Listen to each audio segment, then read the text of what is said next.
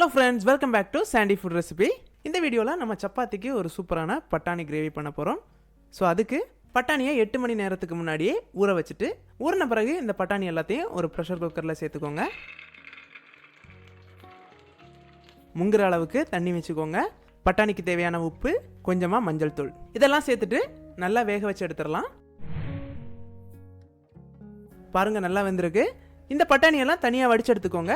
வடிச்ச தண்ணியையும் வேஸ்ட் பண்ண வேண்டாம். அதையும் நம்ம கிரேவில சேர்க்க போறோம். சோ அதையும் தனியா எடுத்து வச்சுக்கோங்க. ஒரு மிக்ஸி ஜார் எடுத்துக்கிறேன். இதுல ரஃப்பா கட் பண்ண 2 வெங்காயம், 2 சின்ன சைஸ் தக்காளி, 2 மிளகாய், 5 பல் பூண்டு, ஒரு துண்டு இஞ்சி.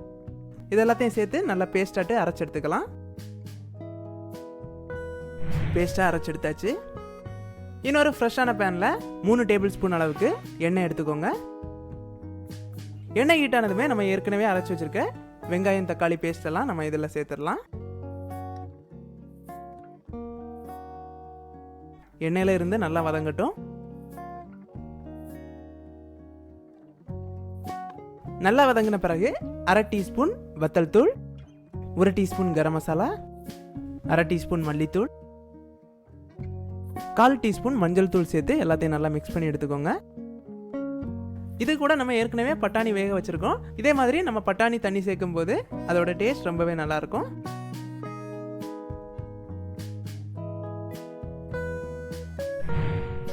கொதிச்சு வந்ததுமே கூடுதலா 1 கப் அளவுக்கு தண்ணி சேர்த்துக்கோங்க.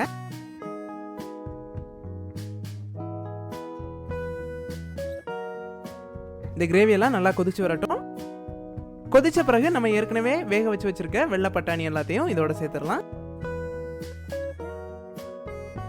ஒரு 2 மினிட்ஸ் கிரேவியோட நல்லா இருந்து வேகட்டும். தேவையான அளவு உப்பு சேர்த்துக்கலாம். நம்ம பட்டாணி கிரேவி ரெடி ஆயிடுச்சு. இப்போ ஸ்டவ் ஆஃப் பண்ணிட்டு மேலே கொஞ்சமா கொத்தமல்லி தழைகள் ஆட் பண்ணிக்கலாம். சப்பாத்திக்கு இந்த கிரேவி ரெடி பண்றதுனால கொஞ்சம் திக்காவே இருக்கட்டும், ரொம்ப தண்ணியா இருக்கண்டாம். அவ்வளோதான். இந்த பட்டாணி கிரேவியை நீங்களும் வீட்டில் ட்ரை பண்ணி பாருங்க. இந்த வீடியோ பிடிச்சிருந்ததுன்னா சாண்டி ஃபுட் ரெசிபி சேனலை சப்ஸ்கிரைப் பண்ணிக்கோங்க.